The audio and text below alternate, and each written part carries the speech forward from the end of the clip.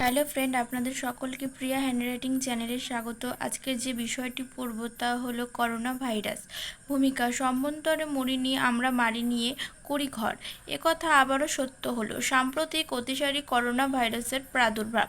আমরা বাঙালি তথা ভারতীয়রা যে ধৈর্য, সাহস ও উদ্যম দেখিয়েছি তাতে বিশ্বের মধ্যে আমাদের সেরে ওঠার নিরিখে তথা করোনাকে ব্যয় করার ক্ষেত্রে প্রথম স্থানেই রয়েছি।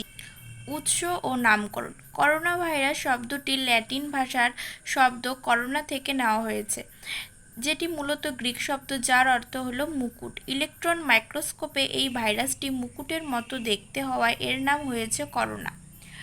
লক্ষণ সমূহ। করোনা ভাইরাস আক্রান্ত হওয়ার সাথে সাথে সংক্রামিত ব্যক্তির রোগের লক্ষণ প্রকাশ পায়। লক্ষণগুলি হলো সর্দি, কাশি, গলা ব্যথা, জ্বর, পেট খারাপ, হাঁচি, মাথা ব্যথা, শ্বাসকষ্ট, নাকে গন্ধ না পাওয়া, জিভে স্বাদ চলে যাওয়া প্রভৃতি। এই লক্ষণগুলি হালকা হয় এবং ধীরে ধীরে শুরু হয়, তবে কিছু সংক্রামিত ব্যক্তির ক্ষেত্রে এইসব লক্ষণগুলি প্রকাশ পায় না, তারা অসুস্থতা বোধও করে না। সংক্রামিত ব্যক্তি বিশেষ চিকিৎসার প্রয়োজন ছাড়াই আবার সুস্থ হয়ে ওঠে। করোনা ভাইরাসের প্রতিকার। করোনা ভাইরাসের সঠিক চিকিৎসা এখনও আবিষ্কার করা হয়নি। বেশ কয়েকটি ভ্যাকসিন নিয়ে এখনও গবেষণা চলছে। এই ভাইরাসের সংক্রমণ থেকে রক্ষা পেতে হলে নিম্নলিখিত বিধি মেনে চলা আবশ্যক। যেমন হাঁচি বা কাশির পর হাত ধুয়ে নিতে হবে। হাঁচি বা কাশির আগে মুখ ঢেকে নিতে হবে।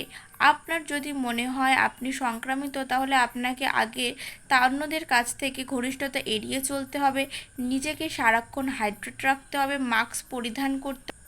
উপসংহার। কোভিড-19 যদিও সারা বিশ্বে ত্রাস ছড়িয়েছে, কিন্তু উপযুক্ত সতর্কতার মাধ্যমে এই মারণ ভাইরাসকে যথাসাধ্য নিয়ন্ত্রণ করা সম্ভব। সারা বিশ্ব এখন বিজ্ঞানীদের দিকে তাকিয়ে আছে। পরিশেষে কবিতার ভাষায় বলতে চাই, একদিন অন্ত পড়বে করোনার কালরাত্রি, রাঙা প্রভাতে বসে বসুন্ধরার যাত্রী। বন্ধুরা, আমার এই ভিডিওটি আপনাদের যদি ভালো লেগে থাকে তাহলে অবশ্যই একটি লাইক, কমেন্ট, শেয়ার করবেন এবং অবশ্যই আমার পাশে থাকার জন্য চ্যানেলটিকে সাবস্ক্রাইব করবেন।